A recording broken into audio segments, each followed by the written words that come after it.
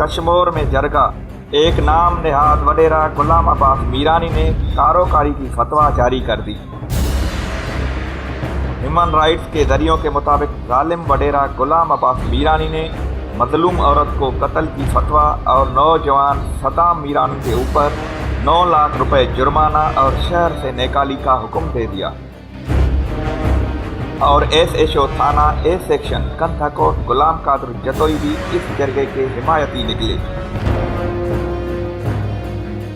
आला अदालतें और दिल्ली इंतजामिया कश्मीर और एसएसपी कश्मीर बेबस और लाचार।